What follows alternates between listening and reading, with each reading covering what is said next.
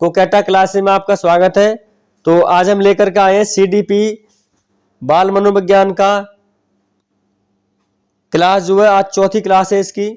तो चौथी क्लास में पढ़ेंगे हम समाजीकरण, सोशलाइजेशन। ये होता क्या है कि हमें इसमें क्या क्या सीखने को मिलता है। इसकी बहुत सारी इकाइयां हैं, उन सभी इकाइयों के बारे में क्या पढ़ेंगे।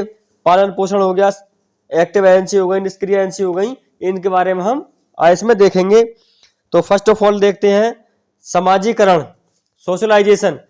ये एक ऐसी प्रक्रिया है जिसमें मानव समाज द्वारा सीखता है और ये पूरे जीवन तक निरंतर कंटिन्यूअसली चलती रहती है। मतलब यह है कि यह एक ऐसा सिस्टम है, समाज एक ऐसा सिस्टम है जिसमें हम अच्छी बुरी सभी तरह की बातें सीखते हैं और ये प्रक्रिया जीवन पर्यंत चलती रहती है। तो समाजीकरण की प्रक्रिया, प्रोसेस ऑफ सोशलाइजेशन। अब इसमें दिया है पालन पोषण। पालन पोषण का मतलब होता है जैसे हम बच्चों का पालन पोषण करना, या और भी चीजें हैं, बुजुर्ग हैं, बच्चे हैं, बड़े हैं, सभी का पालन पोषण करना।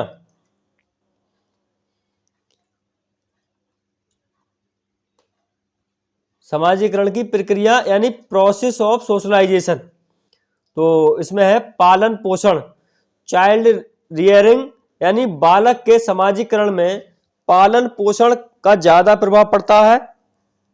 क्योंकि अगर बच्चे का पालन पोषण अच्छे तरीके से नहीं होता है तो बच्चा समाज के साथ समायोजन यानी एडजस्टमेंट करने में कठिनाई महसूस करता है।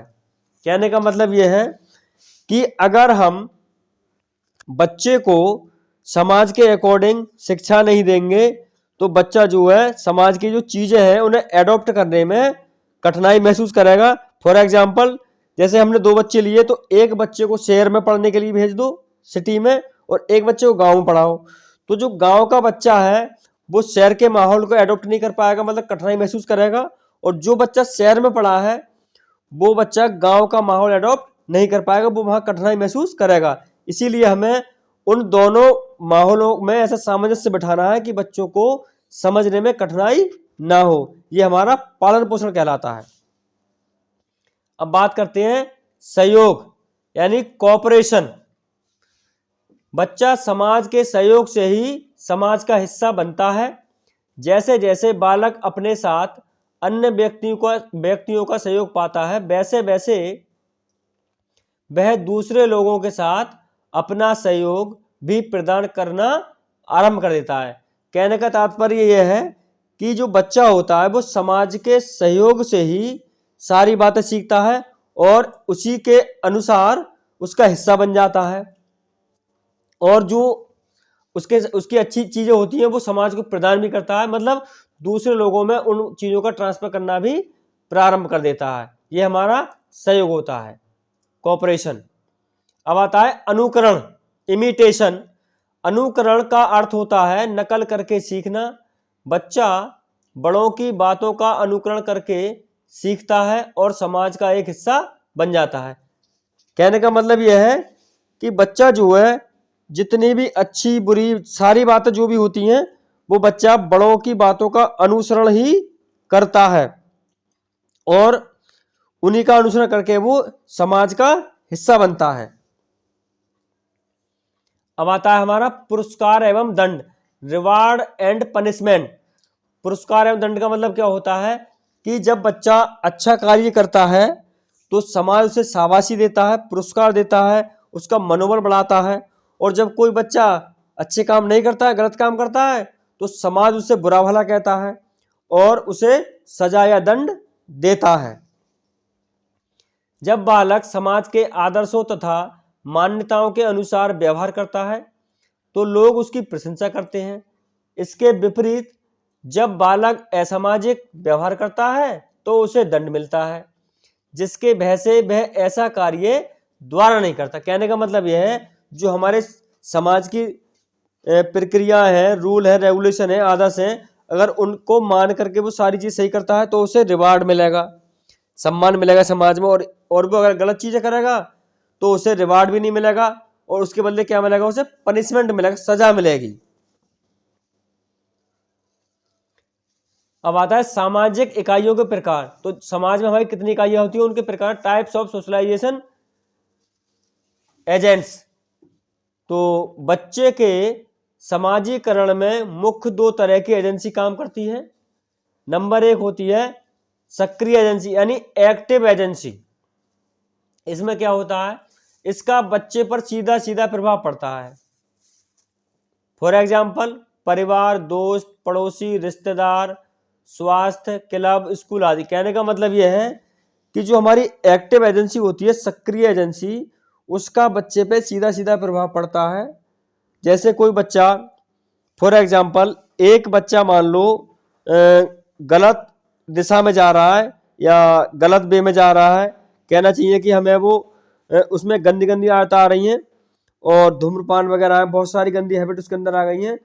तो उस पर हम क्या करेंगे, खुद भी उसे समझाएंगे, परिवार के सदस्यों भी कहेंगे कि उसे समझाए, दोस्तों से भी, पड़ोसियों से भी, रिश्तेदारों से भी, और उसका मेडिकल तौर पे उसका इलाज भी कराएंगे, और स्कूल के जो अध्यापक होंगे उनके द्वारा भी उसे पनिशमेंट दिलाएंगे। तो मतलब ये डायरेक्ट चीज़ें हो गई, एक्टिव एजेंसी हो गई, जो हम खुद उसे समझा रहे हैं, कोऑपरेट कर रहे हैं अच्छी चीज़ों के लिए, ये हमारी एक्टिव एजेंसी हो जाएगी। अब आती है हमारी निष्क्रिय एजेंसी यानी पैसिव एजेंसी। पैसिव का मतलब होता है किसी मतलब दूसरों के द्वारा हम उसे सजा दिलवाएं, तो इसका बच्चे पर सीधा सीधा प्रभाव नहीं पड़ता है। फॉर एग्जाम्पल पुलिस स्टेशन, सार्वजनिक पुस्तकालय, रेलवे स्टेशन, एयरपोर्ट आदि। इसका मतलब यह है कि अगर बच्चे ने मान लो चोरी की, तो बच्चे को हम खुद नहीं डांटेंगे, हम उसे पुलिस के द्वारा पकड़वा के सजा दिलवाएंगे। तो ये हमारी पैसिव एजेंसी में आती हैं। जैसे सार्वजनिक पुस्तकालय, अगर वो कहेंगे बेटा बाहर जाके पढ़ ले, बहुत सारी चीज़ें हैं। जैसे बच्चा चोरी करके आएगा तो हम उससे कहेंगे पुलिस से कि भाई इसे पकड़ो, इसने गंदा काम किया है। तो ये हमारी पैसिव एजेंसी के अंतर्गत आते हैं। अब आती है हमारी समाज की इकाइयां। तो नंबर एक है हमारा परिवार। सामाजिकरण का आरंभ परिवार से होता है और ये सामाजिकरण की पहली इकाई है। मतलब जो हमारा समाज है, सबसे पहला जो सामाजिकरण की इकाई है वो हमारा परिवार है। अच्छी बुरी सारी बातें हम परिवार से सीखते हैं सर्वप्रथम। नंबर दो विद्यालय। विद्यालय में बच्चा स्नेह, सहयोग, कर्तव्य निष्ठा, दूसरे के साथ समायोजन करना सीखता है। कहने का मतलब यह है परिवार के बाद होता है विद्यालय, जिसमें बच्चा दूसरों के साथ कैसे व्यवहार करना है, दूसरों के साथ सहयोग कैसे करना है, बोलना कैसे, और उन सारी चीज़ों का एडजस्टमेंट कैसे करना है, वो हम विद्यालय से बच्चे को सिखाई जाती हैं।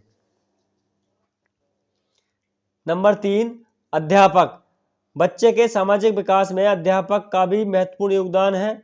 बच्चे अपने अध्यापक को आदर्श मानते हैं, तो छात्रों में भी शिष्टता, धैर्य तथा सहकारिता के गुण विकसित हो जाते हैं। कहने का मतलब यह है कि बच्चे भी अध्यापक जो होता है, अध्यापक की एक विद्यार्थी के जीवन में बहुत महत्वपूर्ण भूमिका होती है, क्योंकि अध्यापक ही उसे अच्छा रास्ता दिखाता है। क्योंकि जो विद्यार्थी होते हैं उनमें बहुत सारी हैबिट्स गंदी होती हैं, उन गंदी हैबिट्स को निकाल के अध्यापक अच्छी चीज़ें बताता है ताकि वो सही मार्ग पे जा सके और सही मार्गदर्शन उन्हें मिल सके। ये अध्यापक का कार्य होता है। अब आता है 4 नंबर खेल। खेल बच्चों के मानसिक, शारीरिक, संवेगात्मक विकास के साथ साथ सामाजिक विकास में भी योगदान देते हैं। एक टीम में रहकर बच्चे सहयोग की भावना विकसित करते हैं, उनको अनुशासन में रहना पड़ता है।